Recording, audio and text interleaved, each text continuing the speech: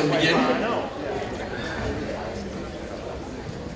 Welcome everyone to Thayer Academy and to tonight's session of the Thayer Global Speaker Series. My name is Chris Fortunato, I'm Thayer's head of school, and I'm very proud and grateful to convene us together here in learning and community for this unique opportunity to more deeply explore artificial intelligence in education. It's a privilege to be here alongside our panelists and moderator who bring a wealth of experience and expertise and a depth of humanity to the discussion of a topic that, as we all know, in some circles is engendering tremendous enthusiasm about the bold future that it may usher in, and in some other circles, some trepidation, if not a little bit of paranoia, about what it means for everything from jobs to the dignity and integrity of learning, truth, and social connection. For anyone who happened to watch this year's convocation ceremony at the start of the year, you may remember that I opened the event on a large screen typing into ChatGPT the prompt, "Write me a convocation speech for Thayer Academy." And in real time, it did just that on the screen in front of our students. And it generated what was, I'll have to say, somewhat of a serviceable draft on the screen, though it was not certainly true and authentic to who I am or to our school, and it's not emblematic of the collective heads and hearts of our school. But rather, at this point, we want to make sure we're not focusing just on the negative aspects of AI, as being the latest purveyor of plagiarism or the boogeyman that's going to turn our world into the Terminator-like apocalypse that people worry about. We at Thayer instead have embraced the exploration of not just these individual pieces of AI like ChatGPT, but instead the work of our task force led by Peter Brooks is committed to learning, examining, and in really smart ways considering how we leverage this technology while ensuring that we teach the human and relational skills that AI will never replace. So to do that, we've been fortunate throughout the course of this year to have been partnering with our first guest, Chris Dede. Chris Dede is a senior research fellow at the Harvard Graduate School of Education, and for 22 years was its Timothy Worth Professor in Learning Technologies. A visiting scholar at Thayer this year, his field of scholarship includes emerging technologies, policy, and leadership. Not only has he received awards for teaching excellence, he has served as the chair of the Harvard Graduate School of Education Department of Teaching and Learning. He's been a fellow at the American Educational Research Association, and in 2023 was named a fellow of the Online Learning Consortium. He co-founded the Silver Lining for Learning initiative, is an advisor to the Alliance on the Future of Digital Learning, and is also a co-principal investigator and associate director for research at the NSF-funded National Artificial Intelligence Institute in Adult Learning and Online Education. He is joined by our second panelist, Peter DeWoo, who is currently principal manager in product management at Microsoft. He leads a team focused on modern authentication and security within Azure AD and Microsoft Identity.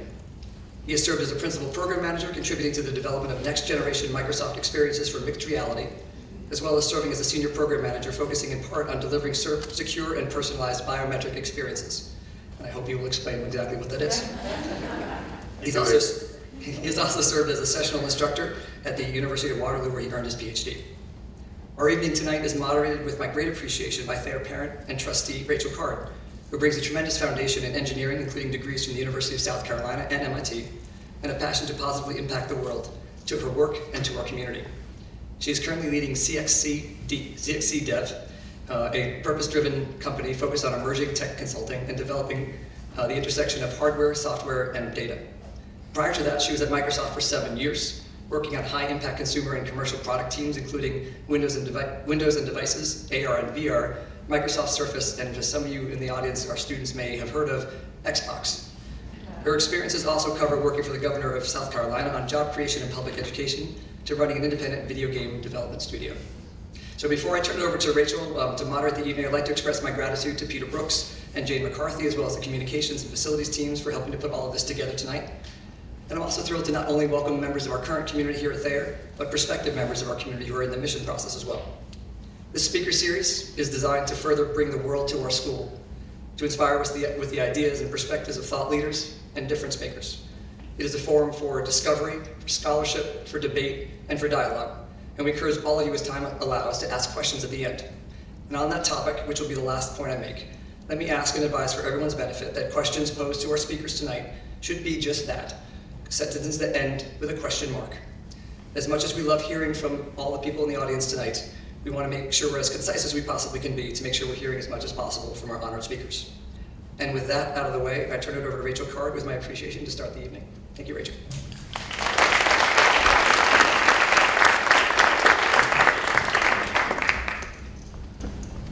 Awesome, thanks so much, Chris.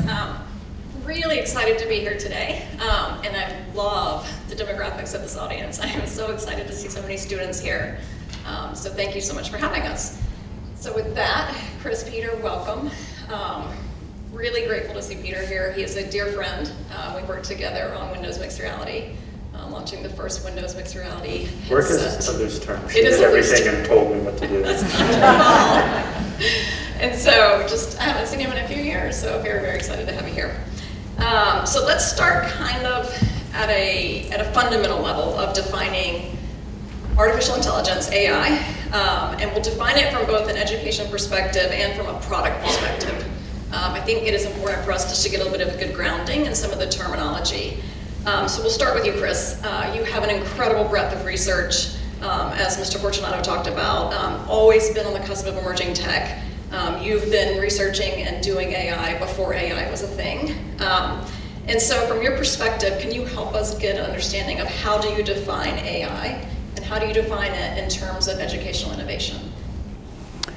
Well, AI has several definitions, and I'll start with when I was a graduate student over half a century ago in 1970 when I read the very first research article on AI in education. The author of that article confidently predicted that by the end of the 1970s we wouldn't need teachers anymore because AI was going to do everything. And since then I've lived through roughly 9 hype cycles for AI and AI in education. Every 5 years there's enough progress that the optimists declare that we now have digital deities, and the pessimists declare that we now have evil, malevolent geniuses that are going to be pursuing human beings. And the extremes have never been right. So my enthusiasm for the extremes is well under control, as you will hear tonight. I feel I have a balanced perspective with all of that history. But I want to talk about 3 kinds of AI. So beginning in the 80s, there was a lot of work in what was called symbolic AI. And the effort here was to teach the machine to think like a human being. So for example, if you had a tutor, the tutor would have a lot of if-then statements. If the student does this, then you do that. If the student instead does that, then you do this, and so on. That got as far as it could, but not far enough to really justify the term artificial intelligence.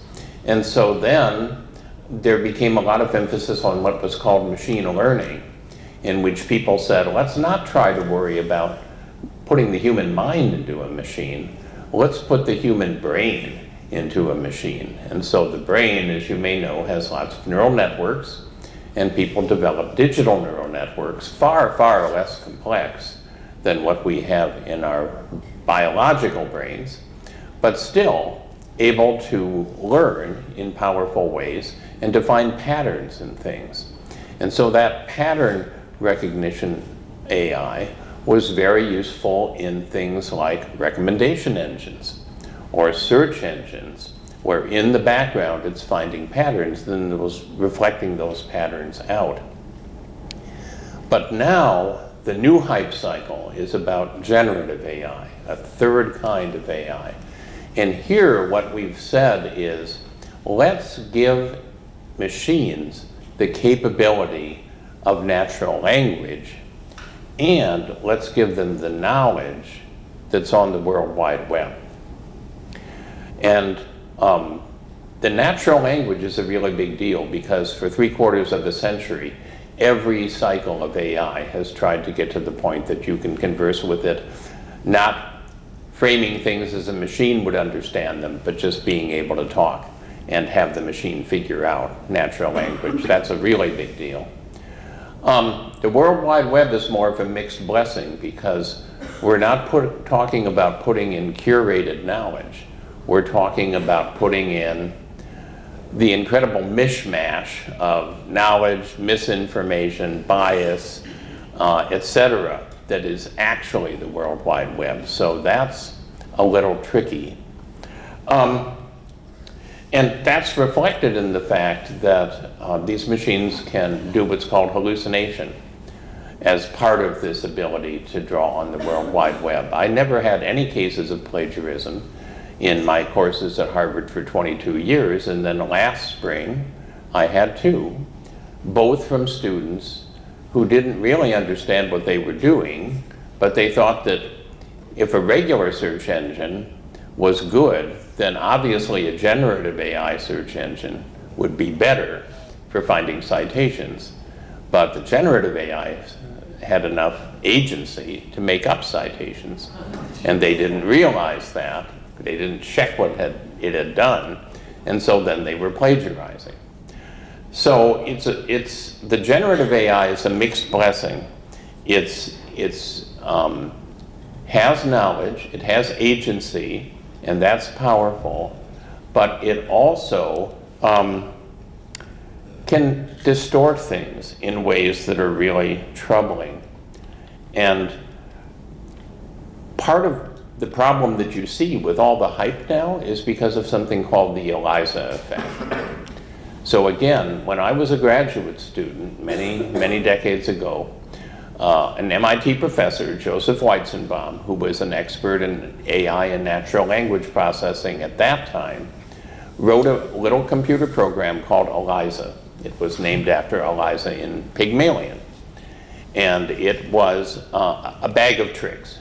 It wasn't really intelligent in any sense. It was just a bunch of tricks about how to take natural language input and reflect something back to the speaker that sounded appropriate. And some of the older members of this audience will remember that at that time there was a therapist named Carl Rogers who was very influential. And Rogerian therapy was essentially reflecting back what the patient was saying. So you'd go to see a therapist and you'd say, I had a really hard day today. And the therapist would say, I hear that your day was quite challenging. And you'd say, my boss is really making my life hell. And the therapist would say, it sounds like your boss is really difficult. And then every once in a while it would say something like, how do you feel about your mother? Just so, you had the therapeutic overlay on it. So Weizenbaum was very pleased because with just a bag of tricks, he was able to generate these fairly realistic but specialized dialogues. But then he was horrified and wrote a book about the ELIZA effect because people would spend hours and hours and hours in conversation with ELIZA, telling it all about themselves and thinking that it was getting therapeutic advice, where it didn't understand anything, nothing at all about what they were saying. Their dog would understand more about what they were saying than ELIZA did. So the ELIZA effect happens because we're wired neurologically to think if something produces language, it's producing intelligence. And you can understand evolutionarily why that would be true. If you're an infant and you hear adults speaking language, your brain starts to attune itself to that and you privilege its importance. But it's very tricky with generative AI because it's a false intelligence. So as we talk about AI, it's tricky because there are these different flavors of AI. Each has its own strengths, but in particular, generative AI also has its own weaknesses. So I have to say, of the 9 hype cycles, this is the most interesting, but also maybe the most challenging. Really great points, Chris. It's just fascinating to think about that in all the context and history, so appreciate you taking us through that. So Peter, in the context of kind of your daily life inside of Microsoft, which I don't think we have to define Microsoft anymore, it's become this own thing that pretty much everybody knows about. Only took 10 years. Yeah, 40. How do you think about AI? And from a definition perspective, maybe additive or different, if anything different from how Chris kind of defines it, because I think a lot of people have a different view of it, a different experience with it, and I think it's important for us to all recognize that. In fact, we all should have our own opinions and ideas and philosophies, to Chris's point, right? That's the humanity that Mr. Fortunato speaks of, right? And so, Peter, how do you think about that? And then in particular, you and I have had some fantastic conversations around concept of modern product development, right? Modern products, I think it's this magical combination of hardware, software, and data together. As you think about the product of AI or the tool of AI, if you could kind of talk us through your philosophies around that. I think Professor Chris did a fantastic job. I'm not gonna go into what I disagree with, because I pretty much agree with everything he said. I think the distinction is from the product side. Ironically speaking, I think we've built AI into all our products for the last 20 to 30 years. I think most people just didn't label it AI. They labeled it something else because it wasn't as visceral as something replying to you in a personal way, or something acknowledging your request and saying, I'll go think about it and come back to you about it. And I think from Microsoft's perspective, I did some digging. The first time AI was actually implemented into a product in any meaningful way was when we shipped Excel. And what we did is we took a lot of the forecasting models that were used for finance and we integrated into our product. And a whole bunch of accountants freaked out when we did that. They're like, oh my goodness, this is how I make my money, and how dare you put this forecasting in? And now they're like, oh sweet, instead of dealing with one company's forecast for 17 months, I'll do 17 companies in 1 month. Because I put it in this tool and I'll literally drag from one corner to the other corner of the screen and bang, I'm done. Forecast finished, print it, send it on its way. And then we've been evolving where we integrate artificial intelligence even till today. I mean, Chris mentioned, explain what biometrics are. Well, how many of you have a phone that unlocks with your face? Just congrats, you've been using AI this whole time, right? How many of you use your phone with a fingerprint? How many of you have asked Siri or Alexa to set a timer at home or to do something? I think all of you have put up your hand at least once at this point. That's all been AI, right?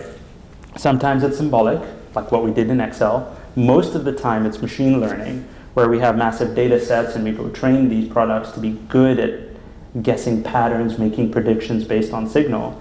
But it's existed this whole time. So for me, AI is quite simply a tool that helps you make a projection or make a prediction, right? My sister is a statistician and an actuary, and I pretty much just defined what she does, right? But that's all AI is it's a tool that enables us to provide some level of confidence to a prediction, and then take agency based on that prediction.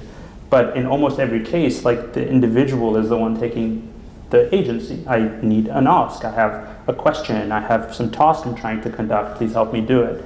So when we think of our products over the last, at least the decade I've been at Microsoft, the one that I've worked on the most intimately is our facial recognition software. And facial recognition is the hardest of all the biometrics because it's the only one that's non-deterministic.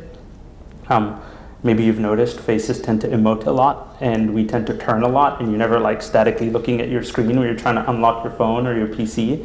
So it's a very challenging space, and it was not until we had neural networks with really good data sets that we were actually able to build facial recognition algorithms that could, I don't like scaring people when I say this, but literally identify every human on Earth uniquely. That's what the potential of that algorithm had. And when we sat there, we were like, well, what's the most useful usage for this? What happens if you stand in front of your Xbox and it sees you and just signs you into your game profile? How awesome is that? You just pick up your controller and you start playing your game, and it knows it's you and it picks it up. So the first time Microsoft actually shipped Windows Hello was in Xbox One with the Kinect, where you sat in front of it, saw you, and you're off to the races. You're playing Halo, you're doing FIFA, whatever it is you want to play, right? And then we brought it to desktops afterwards because we saw it's that human connection, that it just enabled you to interface with your device more naturally. You open the lid of your screen and boom, you're there. And that's where AI has become very powerful for us, is we think of it as a tool to short circuit hard problems, but repeatable, consistent problems. Excel is an example of that. We're bringing it with partnerships for example, with Adobe, with their content aware and generative filling. I was busy telling this, we're building a birthday card for my almost 2-year-old daughter, and my wife was spitting out ideas. It'd be really cool if she's sitting on top of a castle that's on the moon. And if you've seen me draw anything, I don't think you would even hang it here. It would just be devastatingly terrible. But I went to Photoshop and took a picture of Louisa, and I said, remove the background, put her in a castle, put her in a pink castle. It was perfect.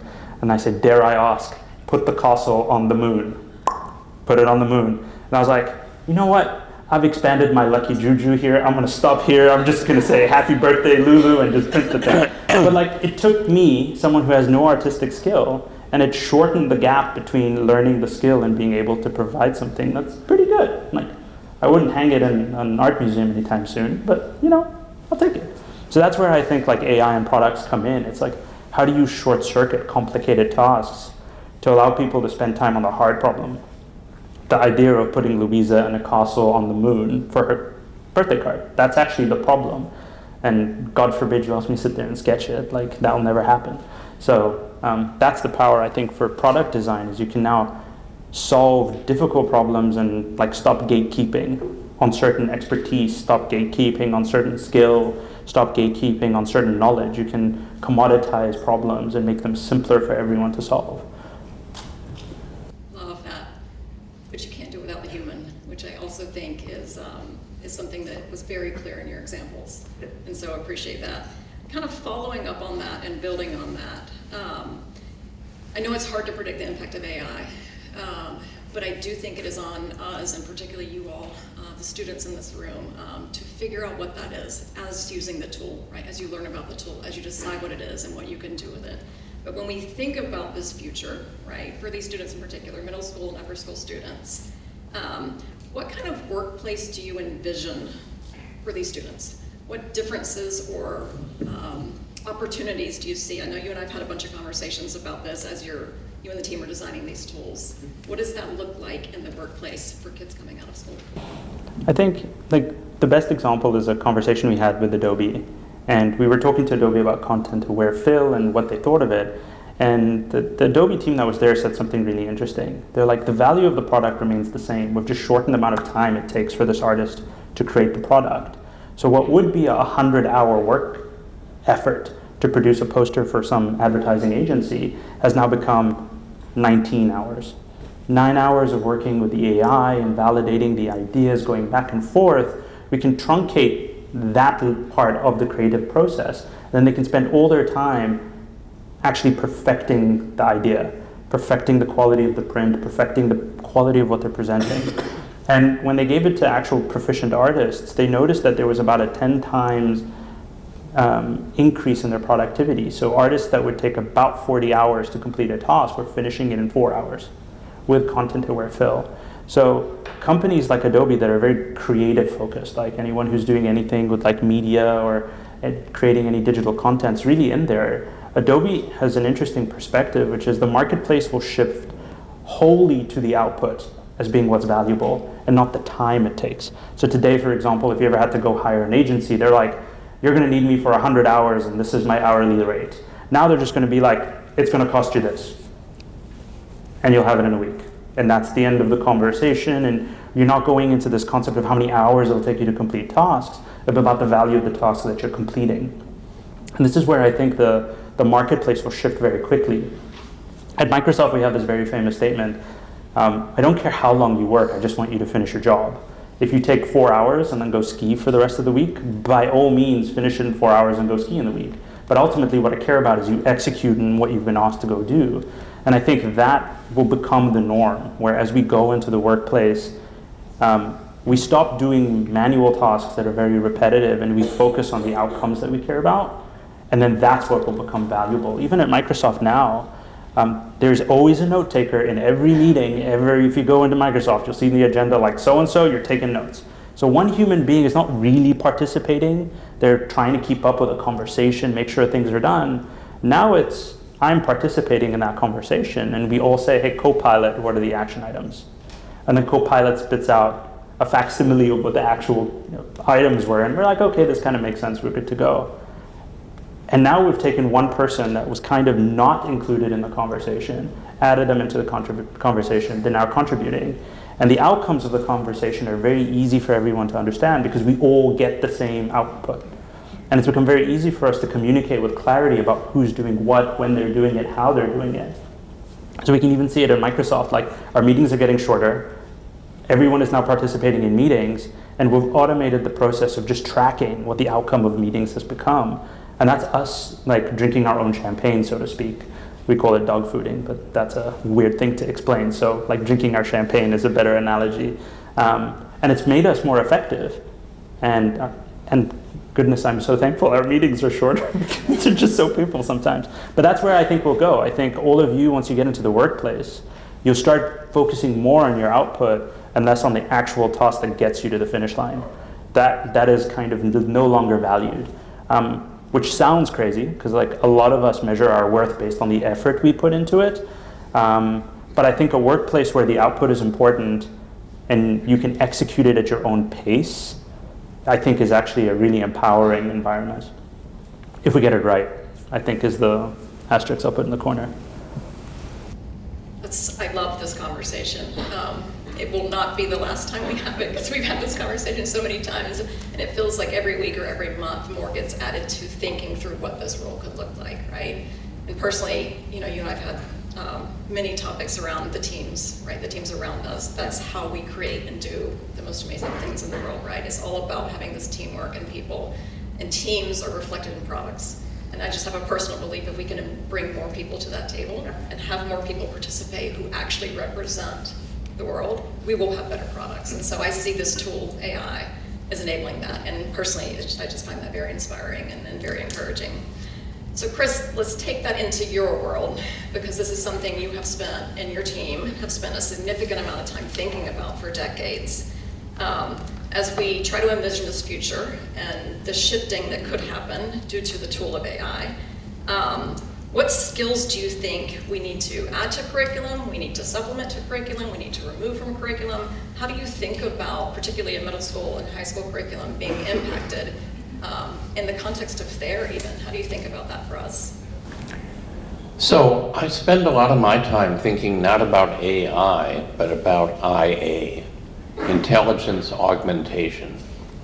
And intelligence augmentation, IA, is what happens when an AI does what it does well and a human being does what she or he does well. And the combination can accomplish much more than either on their own. Now, science fiction has thought about IA for a really long time. Some of you may be fans of Star Trek: The Next Generation and Data the android who looks like a person but is actually an AI machine, and Captain Picard, the wise human being who runs the starship. And they together are IA because Data can, as the name suggests, absorb enormous amounts of data and produce reliable predictions, exactly as Peter is describing. But then the captain has the practical wisdom to understand how to apply those predictions in situations that depend on a lot of human judgment. Now, let me give you a less science fiction example that illustrates how this balance between reckoning and judgment works. Many cancer specialists are now having AI partners. And the partner can do something that no human being can do. It can scan 1,500 online medical journals every morning, looking for whether there's something new related to this particular patient and treatment. It can scan online patient records across the world, looking for people who are having similar problems, getting different kinds of treatment, making forecasts about how that treatment is going to turn out. And it enormously empowers the human cancer specialist. But you would never, ever want the AI to be counseling the patient, because the human being understands things that no AI can understand. Pain, death, quality of life versus quantity of life. What happens to families based on the kinds of decisions about life and treatment that people make. The cultural dimensions of death, the spiritual dimensions of death, and so on. These are all things that AI cannot understand because AI is a brain, but not a mind. So it's a very natural distinction between the two sides of the role, and one that works quite well, as long as we realize that what the AI is actually doing, even though it might look like intelligence because of the ELIZA effect, is in fact calculative prediction. It's literally predicting word by word what it should be saying, which is something no human being would do, right? We form our sentences using our minds in a completely different way. So if AI does the reckoning in these partnerships, what do human beings need? Well, they need judgment. They need some reckoning so the AI isn't magic, but beyond that, their part of the equation is human judgment. And yet our educational systems, by and large, are going in exactly the wrong direction. Because the high-stakes tests used by places like Harvard to get in, and to get into graduate school, and to get into med school, and to get into law school, and to handle the rankings of which schools are best and which universities are best, are 100% reckoning. So we're training people to lose to AI to the extent that we define educational quality by reckoning. And it's places like Thayer that are so important, because while there's some amount of reckoning that you learn because you need to not see it as magic and you need to do okay on the tests, the focus on judgment, on humanity, on ethics, on the ability to evoke awe and respect and wonder in other people, those are all things that are innately human. And so more and more we need to shift the outcomes of education towards judgment. And I worry about this, and I tell my students about how you get into the workplace that Peter is talking about. You have a job interview. My younger daughter just graduated from college a year and a half ago. She started to go on job interviews. And the interviews are not, you're having a nice chat where you say, oh, you went to Smith College? Isn't that wonderful? Oh, and look at this nice recommendation letter. No, the interviews are about doing a performance. So she was handed different kinds of mechanical devices and told, debug this in the next half hour and show me what you can do. Or if you were applying for a marketing job, you might be handed a bunch of materials and say, produce a marketing plan in the next half hour. Now the punchline here is that, of course, the interviewer for the marketing plan is going to type the same prompt into AI. And if your marketing plan isn't much better than what the AI can produce, you're not going to get the job. Why would you pay somebody to do what you can get for free? So the challenge with AI is it sets a kind of floor that you have to get above with your judgment, with your human creativity, with the things that AI can't do in order to really achieve success in this world. And so, yes, you need to know what the AI can produce in terms of that marketing plan, but then you need to go beyond if you're really going to be able to succeed. You have to think constantly about judgment and about IA. I really, really like the IA concept. Really, really fascinating. So when we think about the impact to curriculum, there is kind of a pairing with that I know we've talked about as well, which is the shift in the educational system and the impact it can have in the classroom. We have a lot of teachers here. And so can you, Chris, talk a little bit about maybe some examples you're seeing of AI, the tool, being brought into the classroom, or how you envision it being incorporated, beneficial, additive to current teaching methods? I think you've had some research on this as well, so appreciate any insight there. So our tax dollars have at this point funded 25 national AI institutes. And those institutes are focused on different parts of the economy. So there's some institutes that focus on wellness and medicine. There's some institutes that focus on food and agriculture. There's some institutes that focus on cybersecurity. There are 5 that focus on education. And I'm the associate director for research for the one that's on adult education and online learning, which is really sort of college, workforce preparation, workforce upskilling and reskilling, because the world is changing so quickly. People won't have one job and they won't even have one career. They'll have multiple careers, each of which has multiple jobs. And so you're going to be constantly upskilling and reskilling even after you're done with formal education. That's the mandate that our institute faces. But the other 4 institutes are all pre-college. And these are all people, each institute has 5 years and $20 million to do something interesting, and they are doing a lot of really interesting things. And I'll just give some examples, not to be exhaustive about how AI can change what happens in curriculum in schools, but to illustrate the range of possibilities. So one of the institutes is focusing on active learning, project-based learning in schools. I'm sure you see a lot of that at Thayer. Students divide into small groups and work. The teacher goes around the classroom mentoring and helping the groups. But how does the teacher know which group to go to next and what kind of help they might need? Well, this institute is developing AI partners that can live in each of the groups, not to be an active participant, but to listen. And then when the teacher comes up, to give a very brief summary. Here's where the group is in its journey. Here's what might be most helpful to them. Teacher, of course, has to validate that.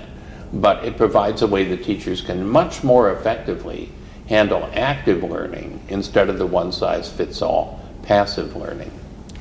I have a colleague at Harvard, Professor Nicole Mills, head of the Romance Languages Department, teaches the Introduction to French courses to our undergraduates.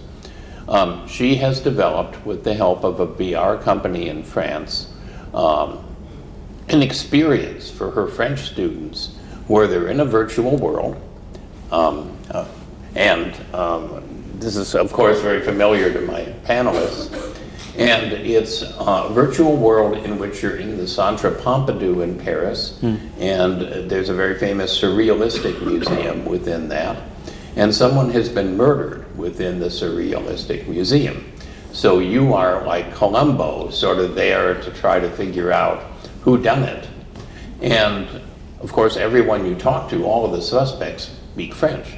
So you're practicing your knowledge of French and using the subjunctive and interviewing the chatbots, because that's what they are, who are playing these different roles. I and my colleagues at Harvard have worked with programming chatbots, not to have them do something really complicated like teaching students math, but to have them do something simpler like playing a customer in a restaurant or playing a suspect in a French murder mystery, so that you can have simulation-based learning in which you're getting practice on life experiences and developing your skills by doing that. That's another very powerful thing that can come out of this latest generation of AI. One of the other centers is about engagement. And we know that storytelling is a very, very powerful method of engagement that teachers can use to draw students in. But if you're in a modern classroom where there are students from many cultures, many different native languages, many different things that they're accustomed to in their home life, how do you tell a story that resonates across all those dimensions? This is an institute that's working on how AI can help with that kind of storytelling. There's one that centers on exceptional needs students. But of course, it actually centers on everybody because all of us have exceptional needs of one kind or another. And the motto is that if you get everyone at the edges, you automatically get everyone in the center.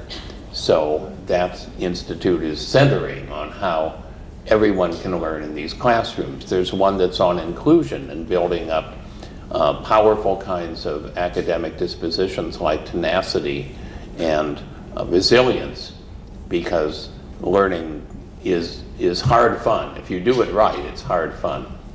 So my point is that there are many people doing exciting work in AI and education, and these institutes are a good place to look because they don't have an axe to grind. They're not trying to make money. They're not trying to sell anybody anything. They're out at the edges exploring what AI can and can't do in this kind of an IA metaphor.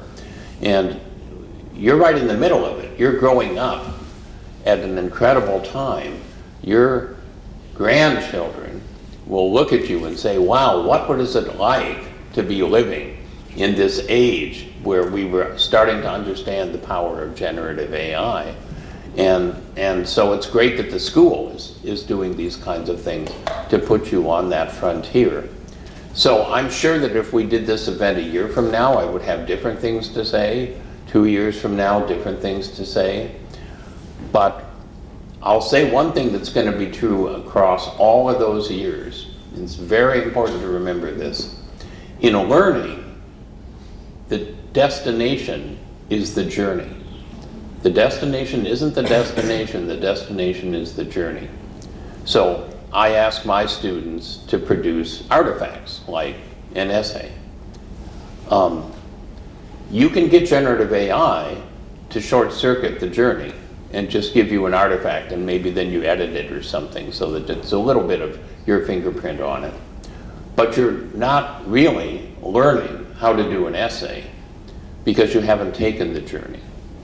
So be very careful when you're learning, which is different than when you're in the workplace and you're trying to get things done. Be very careful when you're learning not to let anybody or anything do your thinking for you until you've made the journey, and then you can use things that help you leap to the destination.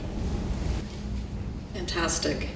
I think in a year from now, when and if we have this conversation again, some of the faculty will be able to tell us how they and the students have helped create ways that they are leveraging AI in the classroom. I think that's something that's so beautiful about this whole conversation, is that every single one in this room has a role to play. And the community at Thayer is really, really pushing the envelope on emerging tech and bringing the entire community together. So I look forward to that conversation in a year for sure. So Peter, when we think about the product side and leveraging the product of AI today, I think from Microsoft's perspective, recently announced and launched Copilot. You've already mentioned it once earlier in the conversation. So for some people in the audience who may not have heard of this yet, can you talk a little bit about what is Copilot?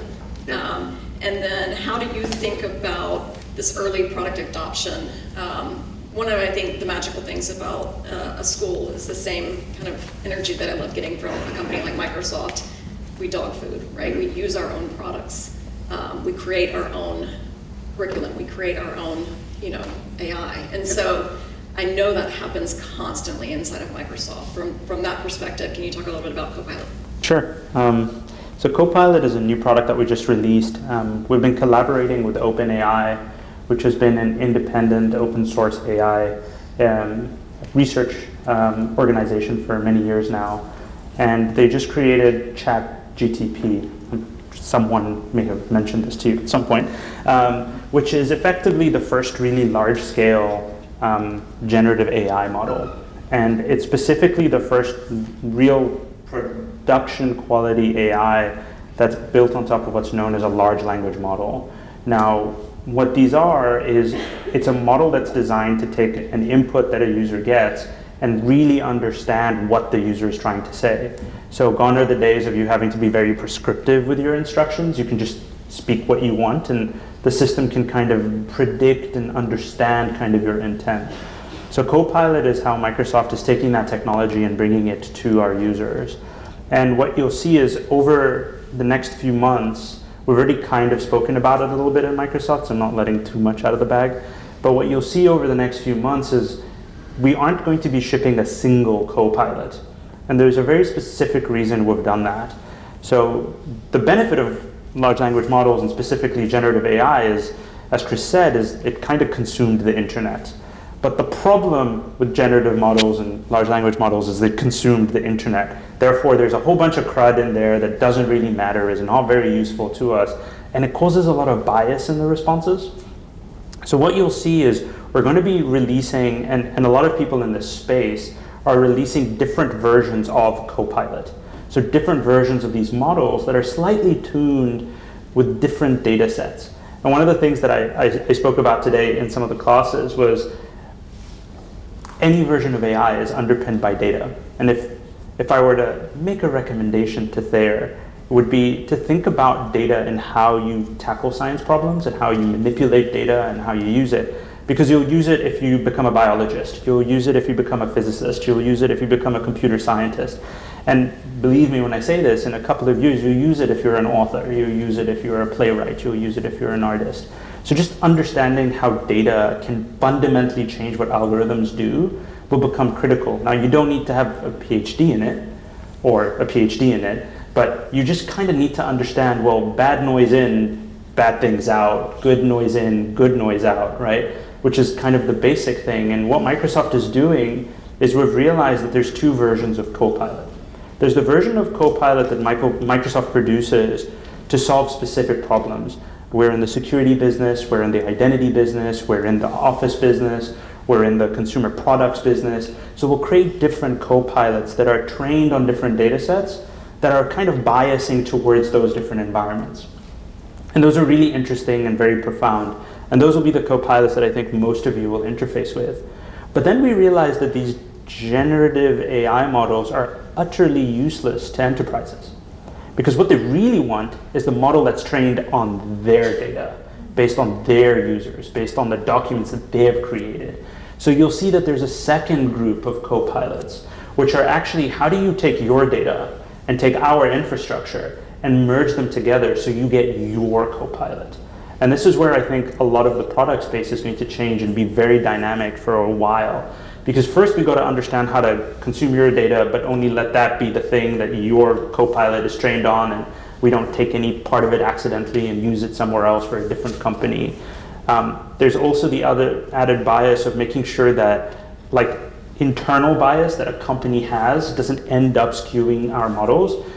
We were talking about a really funny problem where if you go to ChatGPT and you ask it to write code, in some cases it'll add like a comment line. In coding, you can actually add like a comment to remind yourself or whoever's reading the code later that this was something that was going to happen. And Copilot adds these comments in because all the code it looked like had these comments. So it was just repeating what it saw. It's like, at the conclusion of every function, I'm just going to add something that reminds me to do something else. And it didn't need to do that, but it just did it because it saw all the other code do that. So you have this interesting problem where how do you remove that out of the system so you can produce a product that's actually clean for these enterprises? So I think that's where like generative AI is going to go to. I think there's still machine learning, which everyone has forgotten about, but is actually the lifeblood of almost every product that we use. And what we're thinking deeply about how to do that is to allow you to build these machine learning models with your data for your use cases. So one of the examples we're giving is for computer vision. We provide a free service where, and we were talking about this in the science class earlier today, you can use it to start doing labeling of creatures, right? And it's your data collected during your research, during your investigations. And then you can use it to then build a camera that you put outside, and every single time that particular animal you're looking for walks across the camera, it takes a screenshot, sends it to you. It's like the lynx was spotted today in this part of the forest, and the lynx was spotted there the other time. And this is an incubation product we built with a bunch of students in Lake Washington School District, where they were busy looking at our mountain lions in Cougar Mountain. And they're like, we want to be able to track them. So they threw a bunch of cameras in there, and they used our computer vision AI and said, here's a bunch of pictures of lions. Tell me when you see something similar.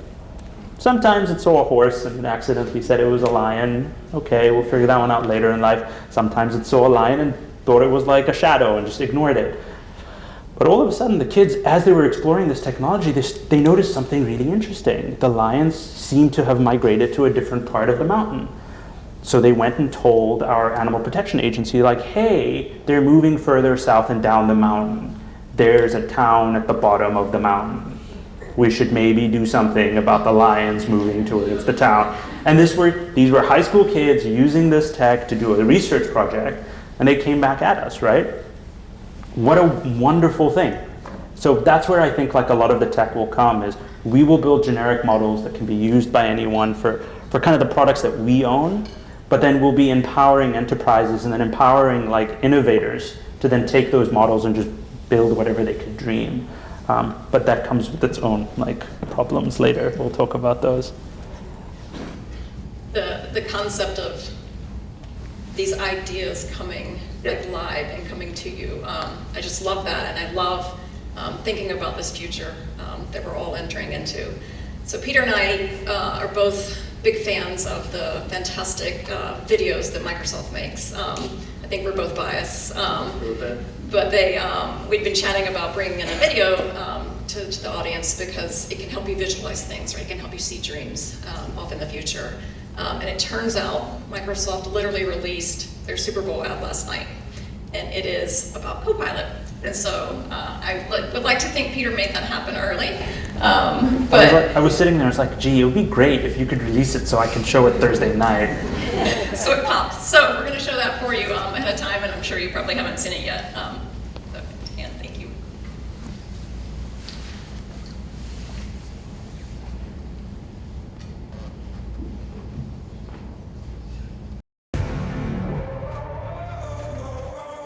Good morning.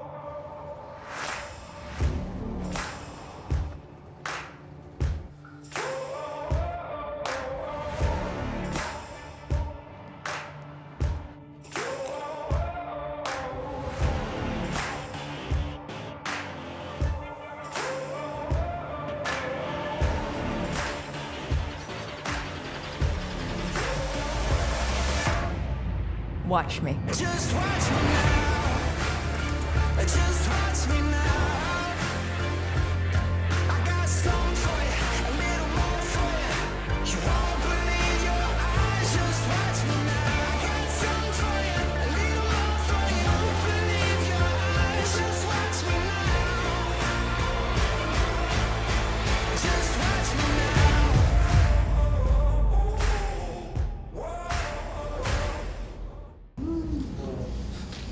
Very fun. No one in the room created that or is working on those products, so thank you for clapping. I'll send it back to Redmond. So we have one more kind of topic that we're going to chat about, and then we definitely want to make sure we leave time to open it for questions. So at Thayer, I think we're deeply ingrained in our mission, and Chris, obviously it comes through because you've mentioned that you see this coming through in your interactions with the school and the community. We really, really strive to both model and teach our students to be good stewards of the world, right? And you can hear that come through even in this conversation on technology, right? Not just around inventing it and creating it, but using it, right? And I think that's more important now than ever, and it goes to the conversations we've been having around the skills we really need to continue fostering here at Thayer that bring that empathy, that judgment, that decision-making into the conversation. Peter and I both have worked on numerous products. I started to count them and gave up. Numerous products that we've been really, really fortunate that have served probably billions of people around the world, which is just a privilege that is indescribable. As part of that product making, you always think about, well, good product makers always think about the unintended consequences of your product. A very, very simple example of this that I can use from my product and my time at Xbox was, if you've seen the Xbox Series X, it's the black tower, it has the green holes in the top. The holes are there to vent the console. Very, very, very important from a thermodynamics perspective. However, we knew that children would be around these devices. And so we literally went through tons and tons of research, brought in tons of information around the size of a child's pinky finger to make sure that we made the holes small enough and dispersed enough so we could get the airflow, but so that we prioritized that a child could not stick their pinky finger in one of these holes. Really, really important. However, we also thought, they may want to stick a pencil in that hole. What would happen then? So we designed the console to shut off if any object, like a pencil, accidentally, or maybe not accidentally, went into the console. Unintended consequences. Never designed the product to do that, but it probably is going to happen. With AI, that thought around product making and pre-designing and trying to think through every possible use of the product is at a whole different level, as you can imagine. It's very, very complicated. Peter and I were talking about this just last week, and he said, this is what makes AI hard. It actually is the part of AI that's hard. So I think to both of you, as we're thinking about this conversation, that really connects this very complex system loop around humanity and technology and judgment. Could you talk a little bit about how you think about this world that we're in and what that looks like from an AI perspective, of how we try to think about the potential unintended consequences and our role in that? Go ahead. Well, one unintended consequence that I worry about is young people deciding that why bother to learn if AI is always going to be smarter than I am. And it's being marketed in that way, not by Microsoft, but by a lot of other companies that are, the hype companies. And that's a very scary future if people start to believe it, because AI, in fact, is not smarter than you are. And if you want to live so that it is smarter than you are, then we're moving into a pretty grim world. Because AI, there are many, many different kinds of things that it doesn't understand. So I think that this vision of human judgment and AI reckoning that says AI is smart at some things, but those are quite limited, and you're being smart at all the other things is what makes you in charge of AI rather than the other way around, is really important. And it's important how schools and parents package this.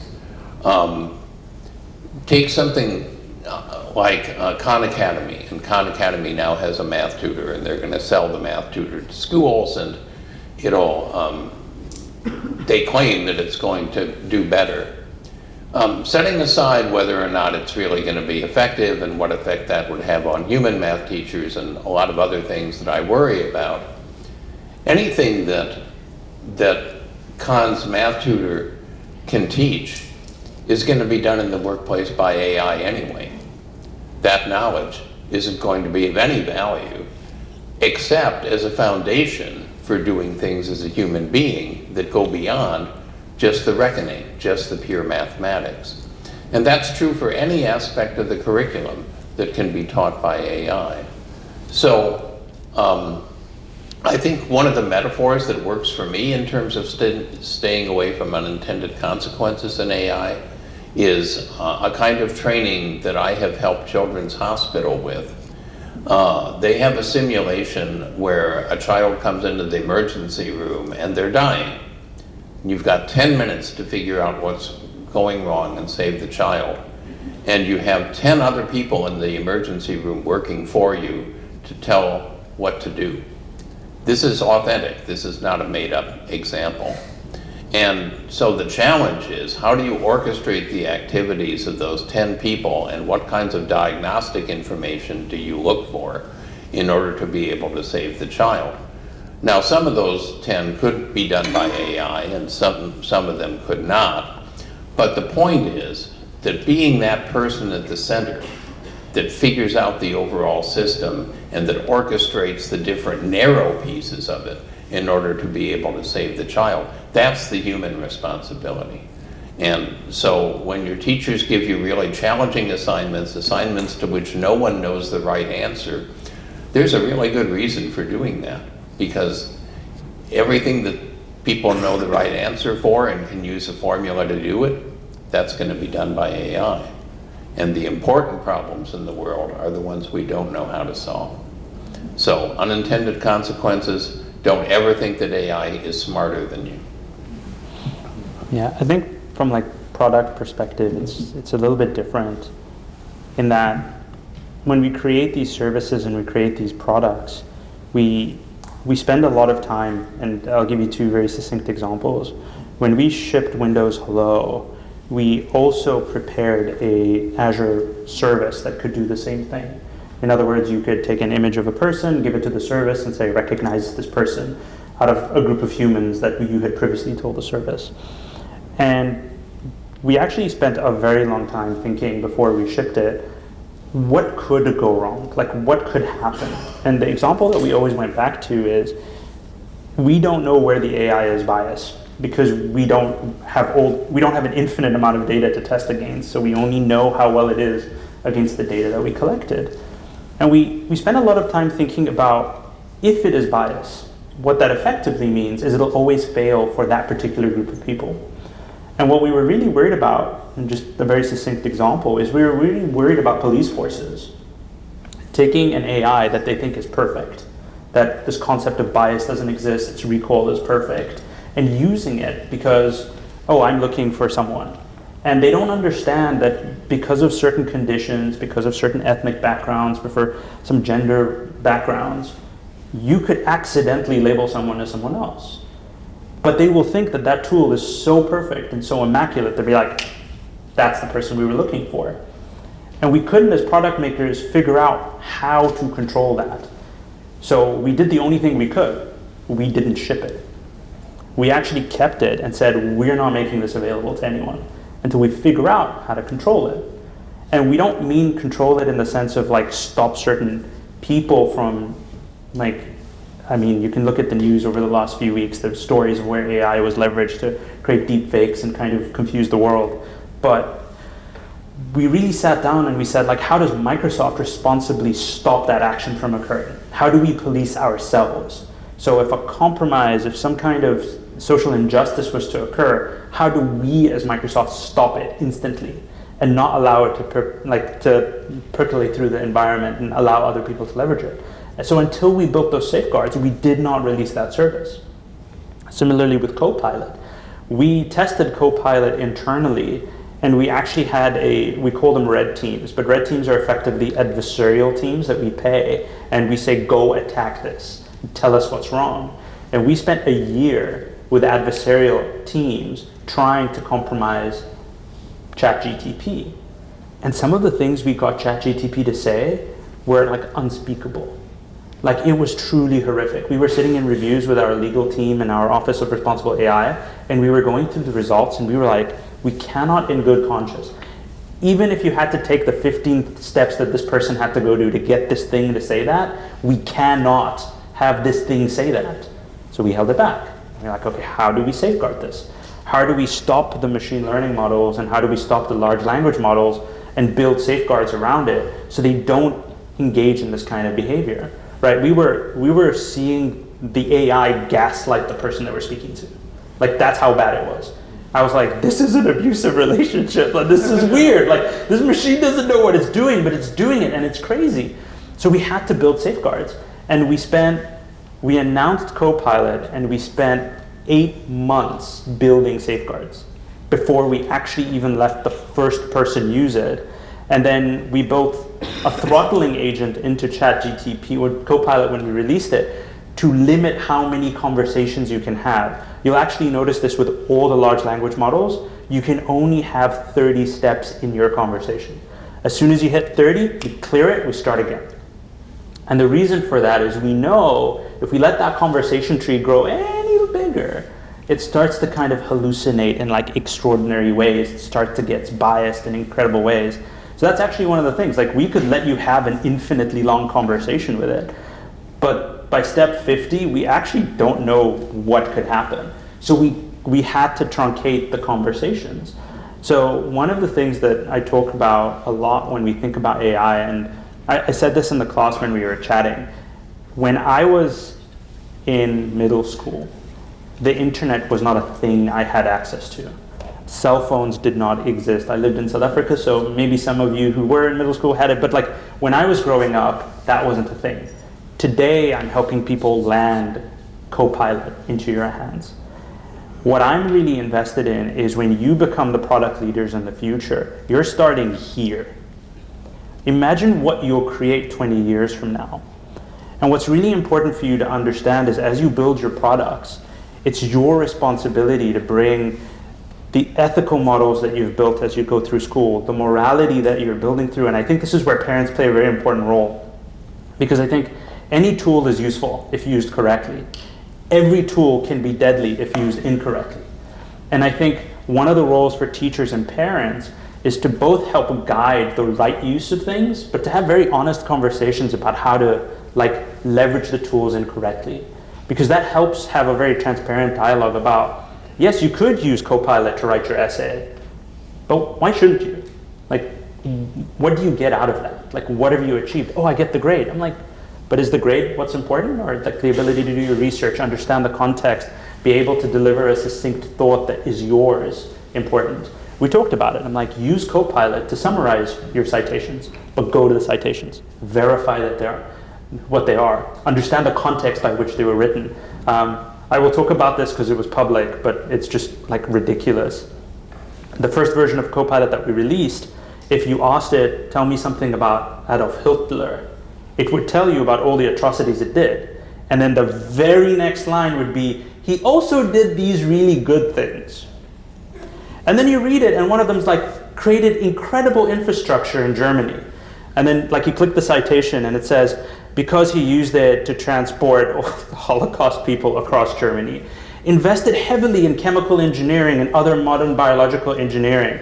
You hit the citation, which resulted in all the gas that they used in all the like locations. And you're like sitting there and you're thinking to yourself, from like an absolute like sit up and look at the sky, it didn't actually say anything wrong, but it lacked all the context in the world about what it was saying. And because it doesn't have empathy, it doesn't have understanding of history, it doesn't understand what these events actually mean to a human, it just said, this is what it did bad and this is what he did good, and thank you, what's your next question, right? But if you go through the citations, they're like, oh, like, this may sound like a good thing, but it was a horrible thing, right? So that's like one of the really important things for us to remember. And this is where I think stewardship by parents is really critical. I think being able to understand what these tools can do, play around with them yourself, engage in helping your kids use these tools correctly, I think you'll fundamentally give them a leg up because they'll be there when they go into the workplace, right? I don't think there's a world where this cat goes back in a bag. So since it's out, let's just live with it. And giving them and empowering them the right tools to think through how to use these tools, I think is actually the super weapon. It's not the AI itself.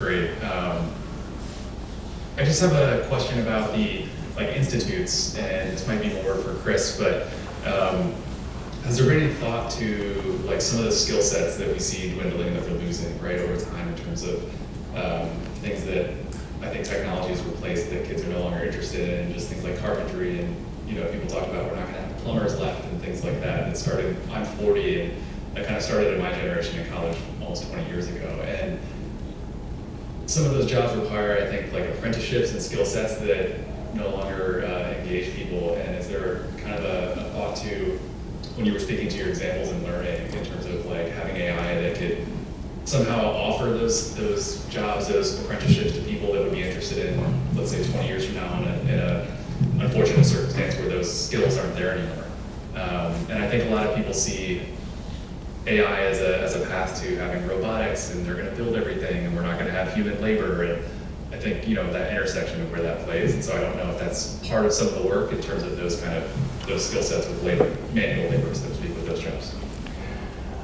The institutes, I think, have a strong mandate from NSF, the National Science Foundation, to focus on groups that have been marginalized and how we provide services to groups that have been marginalized. So the food, for example, and agriculture institutes are looking at ways to empower small farmers, not giant agribusinesses particularly, but small farmers to level the playing field and to give them powerful ways of making the same kind of calculations and crop forecasts and plans that big business can do because of its capacity. In the medical institutes and the wellness institutes, the focus is again on how you reach people who don't now have adequate health care, and ways that AI can complement the human efforts that are going on in order to create that. So part of the answer is that at least with these institutes, the focus isn't on kind of intensifying the top level industrial complex. It's looking at bottom up, small scale, human centered enterprises of different kinds and trying to empower them. But the other way to look at this is that a lot of what led to the Renaissance, coming out of the Dark Ages, was actually people who had so much money that they could afford to have people be artists instead of everybody being a laborer. That the people who could be artists and intellectuals and who could get beyond just brute force mechanical labor were made possible by the fact that some people were quite wealthy. That isn't a good long-term solution. It was a short-term solution for starting the Renaissance. Now I think AI can play the same kind of role, and you see that theme in the Copilot video, that this is about somebody maybe wants to be the kind of carpenter who would make the arches in Notre Dame or the modern equivalent of Notre Dame, but they're not going to learn how to do that in woodshop. They're going to need some kind of a powerful tool that helps them learn and understand. And I think that the beauty of manually accomplishing things in a creative way can be empowered by AI. But again, as Peter says, I mean, every tool is double-edged. You can use it for good, you can use it for evil, you can use AI as a digital duct tape to hold together the industrial era education system, or you can use it as a powerful method of opening up learning by doing, and collaborative learning and inclusive learning. And it all comes back down to us in terms of how these tools are designed and used.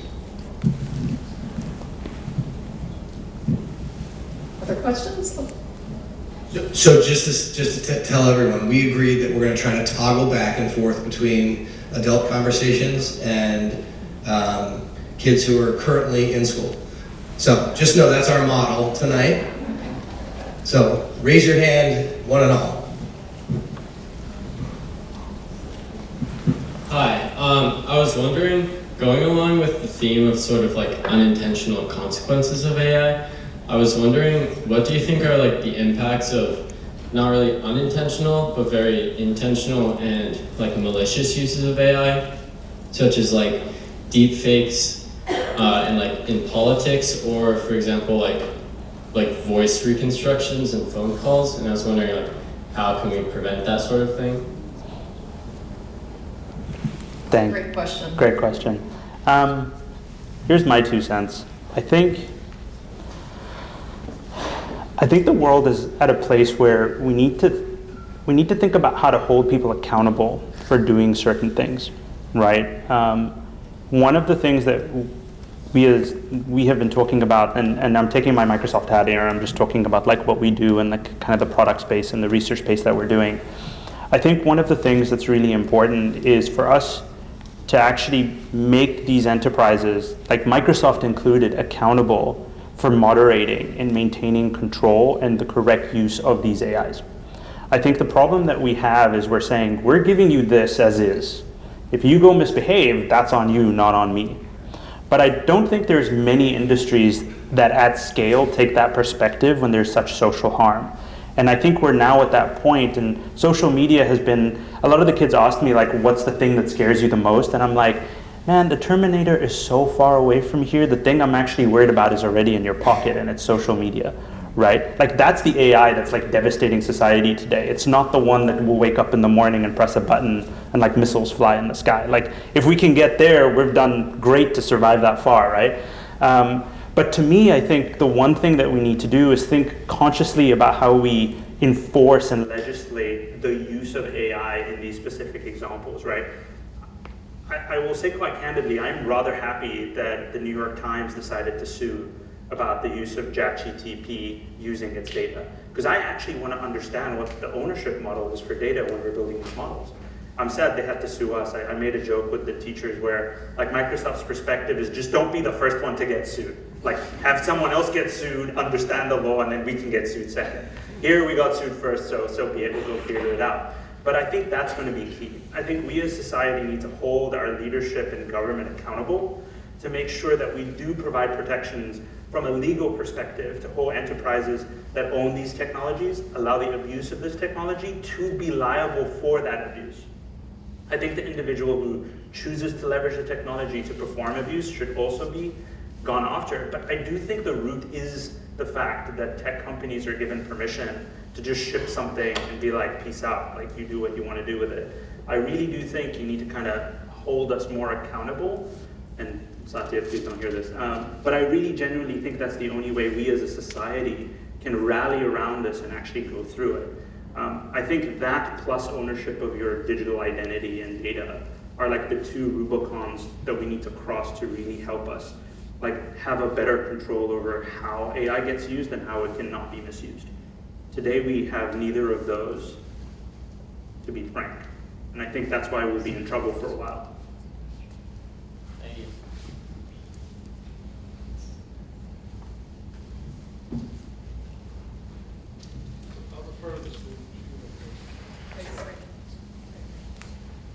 Hi, how do you think, like, I think you just mentioned like personal identity and protecting like people's identity with AI. What actions do you think individuals could take to kind of protect their like privacy and personal identity with AI out there? Especially like as teenagers, I know a lot of us are active like Instagram users, Snapchat users, etc. I think this is a hard one because like you've kind of already built out your persona online and that data already is out there. There's a lot of ways for you to be able to claw back some of that data. One of the things that people don't know is that although enterprises, like Microsoft for example, we are GDPR compliant. GDPR is a privacy law that's in Europe. We are not smart enough to know that you're not European or not, and therefore we apply it to anyone who requests it. So Facebook is the same, Apple is the same, Google is the same. So one of the most interesting things for you to do is go and say, I request that you lose my data. And then when you start using the services, you'll have a terrible experience in Instagram because nothing is relevant to you and nothing is there. We had this really good conversation. I think what's really important in this now day and age is understand that there is an algorithm attempting to manipulate your time with that application, right? And if you understand the adversarial relationship, like my time with you is what you're after, my engagement is the thing that matters to you, and therefore apply scrutiny to what is being presented to you and how you're kind of going down the rabbit hole with Alice as she falls through. I think having that realization as you engage really does give you the ability to kind of be like, hold up, like the behavior of the algorithm is changing. I'm like seeing content that's weirder or seeing content that I'm not actually wanting to see, and then engage with the content filters to say, I don't want to see this anymore. Being hyper aware that this application's sole purpose is to get you to keep looking at it helps you like in your mind understand that you're actually playing a game. And ultimately the objective of the game is to keep you there for as long as possible. So understand that you're playing that game, right? And leverage it. So the first thing to do is just up front, like face the boogeyman in the mirror and just be like Facebook is trying to keep me here. Instagram is trying to keep me here. TikTok is trying to keep me here. Why am I here? Like this is like the first conversation I have with like a bunch of middle schoolers. I'm like, why are you on TikTok? And they're like, it's really cool. That's where all the fun stuff is happening. I'm like, but why is that where all the fun stuff is happening? Because it is. I'm like, that doesn't seem like an answer that makes sense to me, right? So challenge yourself first to understand that relationship. And secondarily, I think needing to acknowledge what you put out into the world. I've had to have so many conversations with my mother that no one needs to know that you're on a flight to Cairo. Like no one. So why is this on your your Facebook, like, what is it called now? Facebook, whatever the new term for Facebook's like feed is. And she's like, oh, I just wanted my friends to know. I'm like, you do know your account is public, right? And she's like, to my friends. I'm like, so I think you can actually help your parents also kind of understand what's going on in there. But I think that's really important. So the second step is to think about what you put into the system, right? My wife taught me a very good lesson the other day that I was sharing like a really awesome moment that I had with my 2-year-old, and I shared it on my story. And my wife was like, who's this person who liked it? I go into the story and I look at it and I'm like, I have no idea who this person is. And I completely forgot that my account was public. And it clicked in my mind. I'm just like, I took an incredibly personal moment, I put it on the internet, and now someone engaged with content that included my daughter, right? And I hadn't had to worry about that because I was just an adult without a kid for a while. So like in my brain, I was like, I don't care if you see the sandwich I had, enjoy it, right? Now it like suddenly viscerally hit me. And I think you should all challenge yourself to really think about what you're putting there, right? And I'm not even worried about, don't say something that will come back and like ban you later in life, because I think that story is well understood. But think more clearly about the moments you're sharing. Why are you sharing them? Who are you sharing them with?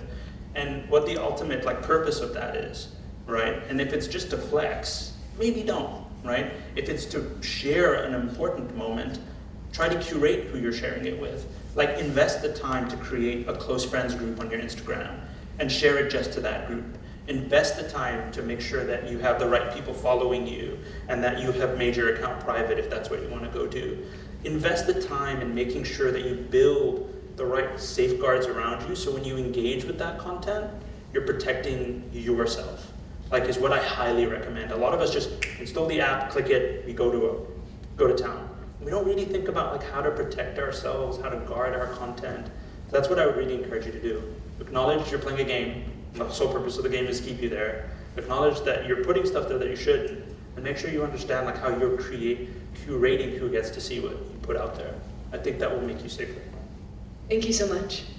Good question. Thank you. Take one more question.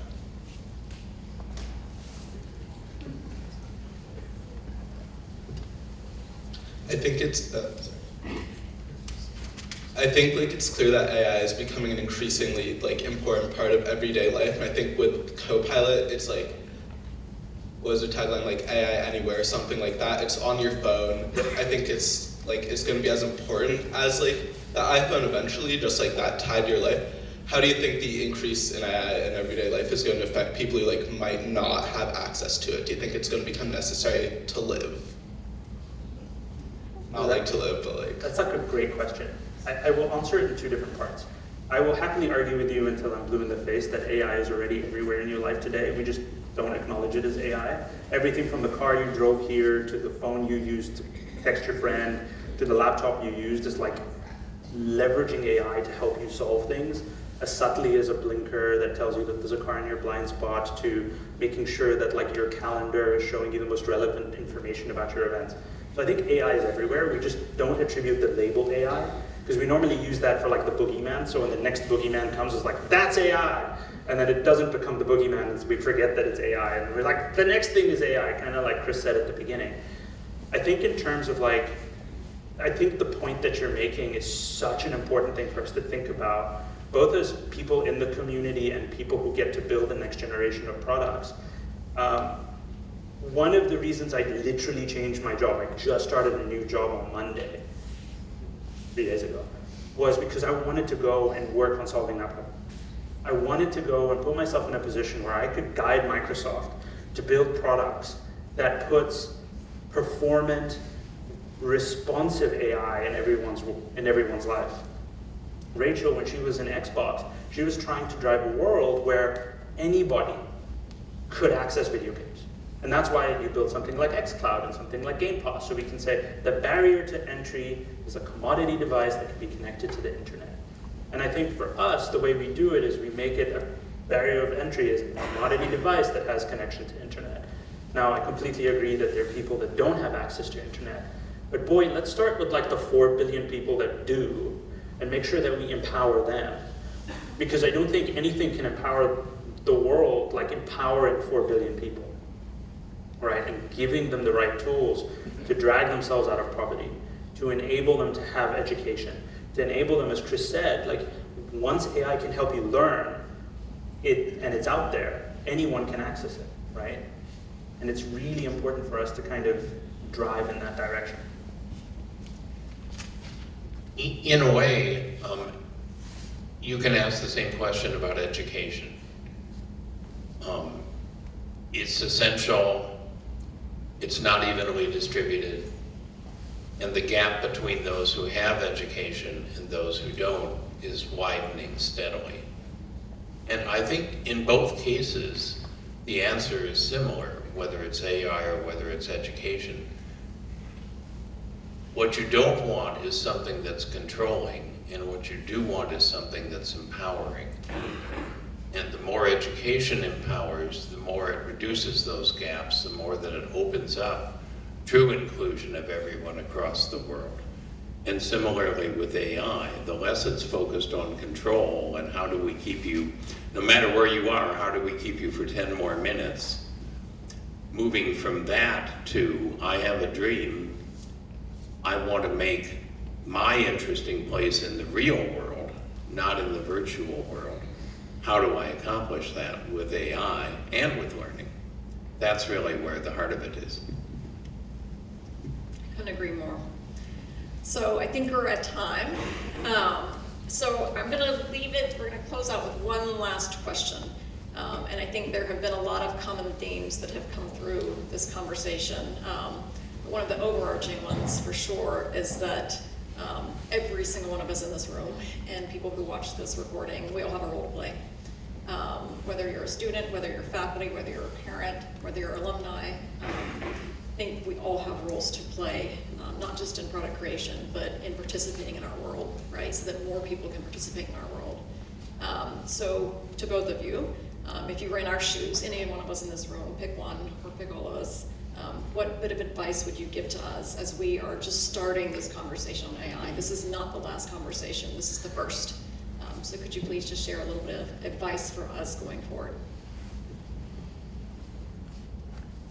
Go ahead first so I can just plagiarize. Lord of the Rings is a very interesting tale.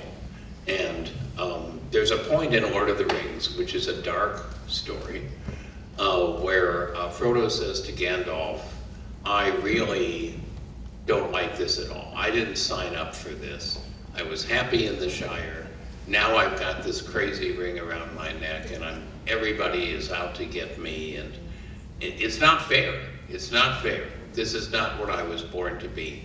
And Gandalf says, you don't get to choose the time that you live in and the responsibilities that you end up having. All that you get to choose is how you respond to that. And Frodo, you need to respond as a hero rather than somebody who just says, this isn't something that I signed up for and I'm gonna go hide somewhere and hope that it passes me by. We're growing up, you're growing up in a time that is incredibly turbulent and dangerous. Climate change, globalization, global conflict, huge gaps between the haves and the have-nots, political craziness. I mean, at every level of society, there are things to be rightly scared of now. We didn't choose that for you. You didn't choose that for yourselves. But the question is, how are you going to respond? And I would say something the token didn't say. It's better to light a single candle than it is to curse the darkness. So I think, how do you use your education? How do you use AI to light that candle? Because many candles produce a blaze, and that's the kind of thing that can change the darkness. Lord of the Rings is a really interesting story. I think the one thing that I just want to leave you all with is technology has this really interesting cycle that we've gone through over and over and over again, right? A couple of decades ago, let's call it 100 plus, everyone was freaked out when we created the steam engine, right? 100 years after that, everyone was freaked out when we started to build factories that had motorization within it, and kind of getting rid of labor so that we could just have a conveyor belt that does it for you. Every generation is faced with this big challenge where technology has evolved enough to really change how that generation goes about doing its thing. And I think for my generation, that was the advent of personal computing that is in your pocket. The fact that you can now have the internet and a computer that is more sophisticated than anything we'd ever created prior in my pocket at all times fundamentally changed the way we interact with the world. We brought every experience into your pocket, right? I think what your generation is faced with, and this is where I think the faculty is responsible, parents are responsible, is to help guide you prepare for what you get to go do next.